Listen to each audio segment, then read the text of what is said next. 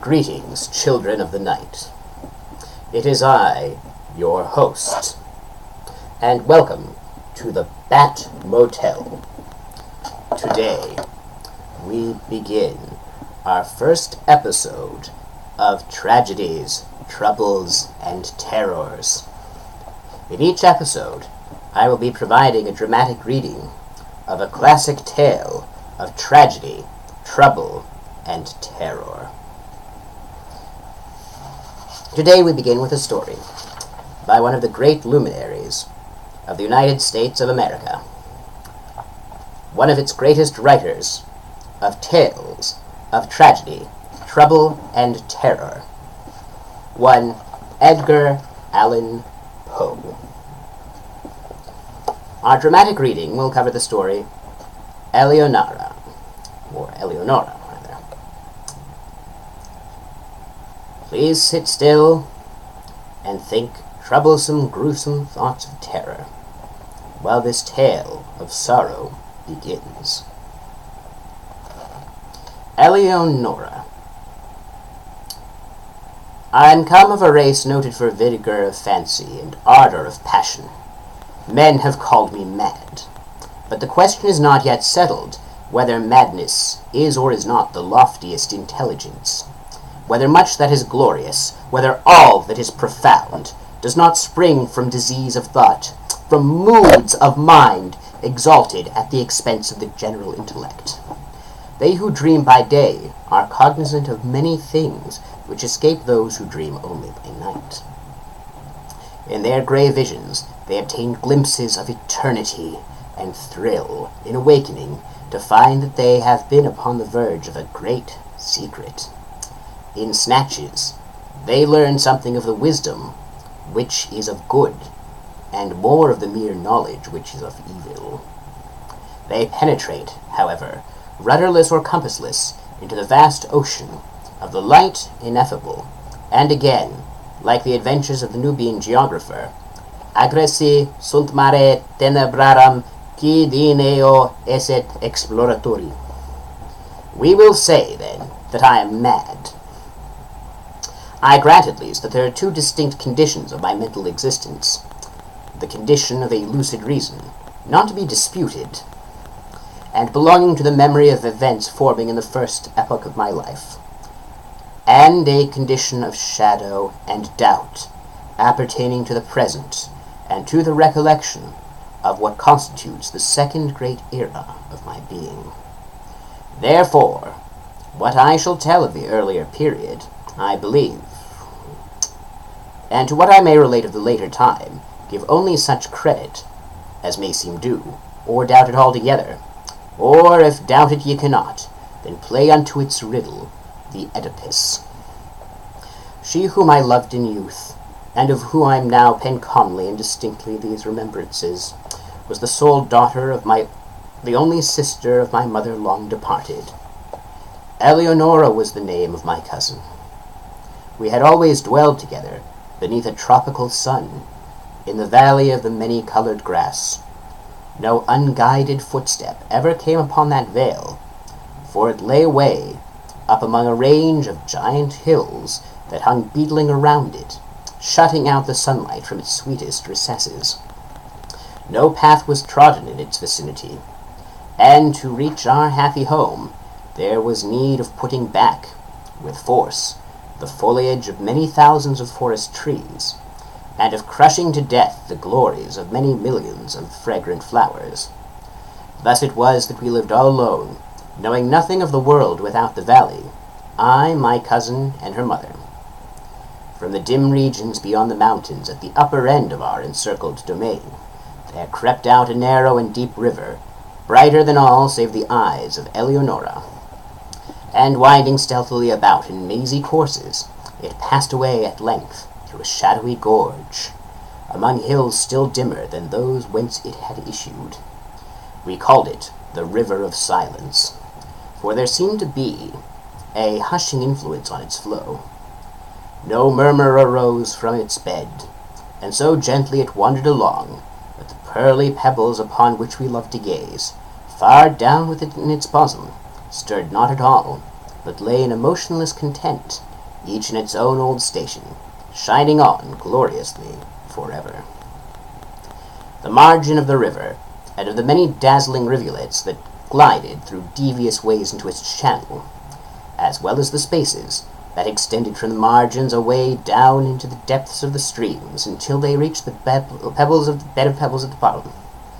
These spots, not less than the whole surface of the valley, from the river to the mountains that girdled it in, were carpeted all by a soft green grass, thick, short, perfectly even, and vanilla perfumed, but so besprinkled throughout with yellow buttercup, the white daisy, the purple violet, and the ruby-red asphodel, that its exceeding glory spoke to our hearts, in loud tones, of the love and the glory of God. And here and there, in groves about this grass, like wildernesses of dreams, sprang up fantastic trees, whose tall, slender stems stood not upright, but slanted gracefully toward the light that peered at noonday into the center of the valley. Their mark was speckled with the vivid alternate splendor of ebony and silver, and was smoother than all save the cheeks of Eleonora, so that but for the brilliant green of the huge leaves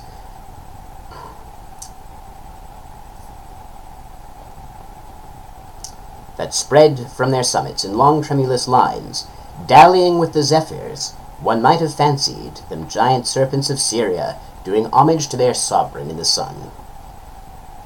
Hand in hand about this valley, for 15 years roamed I with Eleonora before love entered within our hearts.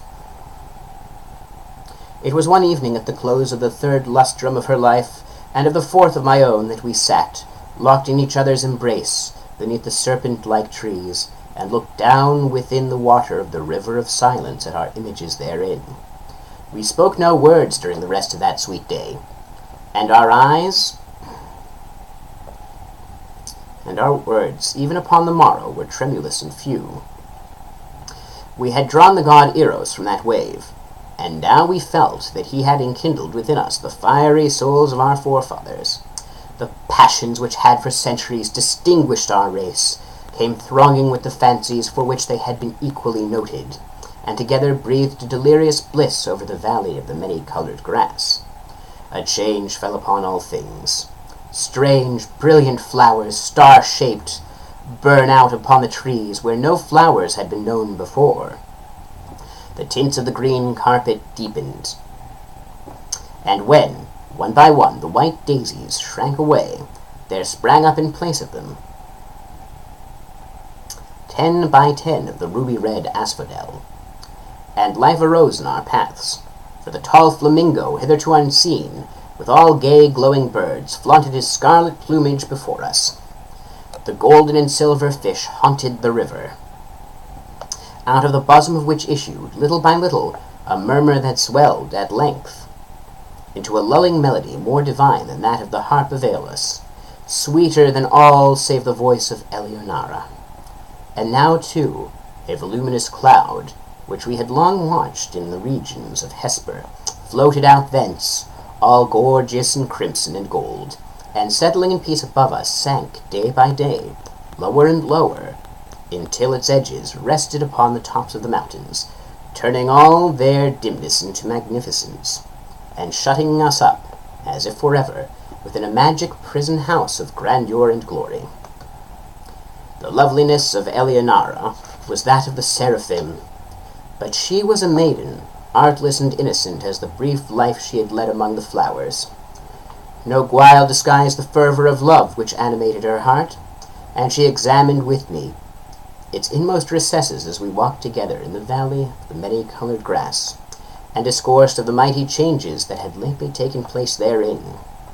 At length, having spoken one day in tears of the last sad change which must befall humanity, she thenceforward dwelt only upon this one sorrowful theme, interweaving it into all our converse, as in the songs of the Bard of Shiraz, the same images are found occurring again and again in every impressive variation of phrase. She had seen that the finger of death was upon her bosom, that like the ephemeron, she had been made perfect in loveliness, only to die. But the terrors of the grave to her lay solely in a consideration which she revealed to me one evening at twilight by the banks of the river of silence. She grieved to think that, having entombed her in the valley of the many-colored grass, I would quit forever its happy recesses, transferring the love which now was so passionately her own to some maiden of the outer and everyday world. And then and there I threw myself hurriedly at the feet of Eleonora, and offered up a vow to herself and to heaven that I would never bind myself in marriage to any daughter of earth, that I would in no manner prove recreant to her dear memory, or to the memory of the devout affection with which she had blessed me. And I called the mighty ruler of the universe to witness the pious solemnity of my vow, and the curse with which I invoked him, and of her, a saint in illusion, should I prove traitorous to that promise, involved a penalty, the exceeding great horror of which will not permit me to make a record of it here. And the bright eyes of Eleonora grew brighter at my words, and she sighed as if a deadly burden had been taken from her breast, and she trembled and very bitterly wept. But she made acceptance of the vow, for what was she but a child, and it made easy to her the bed of her death, and she said to me not many days afterward, tranquilly dying, that because of what I had done for the comfort of her spirit, she would watch over me in that spirit when departed, and, if so it were permitted, her return to me visibly in the watches of the night. But if this thing were indeed beyond the power of the souls in paradise, that she would at least give me frequent indications of her presence, sighing upon me in the winds, or filling the air which I breathed with perfume from the censers of the angels. And with these words upon her lips, she yielded up her innocent life, putting an end to the first epoch of my own.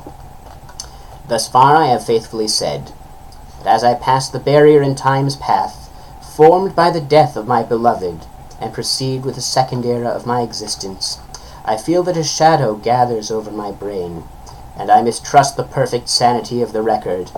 But let me on. Years dragged themselves along heavily, and still I dwelled within the valley of the many-colored grass. But a second change had come upon all things. The star-shaped flowers shrank into the stems of the trees, and appeared no more. The tints of the green carpet faded, and one by one the ruby-red asphodels withered away, and there sprang up in place of them 10 by 10 dark eye-like violets that writhed uneasily, and were ever encumbered with dew. And life departed from our paths, for the tall flamingo flaunted no longer his scarlet plumage before us, but flew sadly from the vale into the hills, with all the gay glowing birds that had arrived in his company. And the golden and silver fish swam down through the gorge at the lower end of our domain, and bedecked the sweet river never again.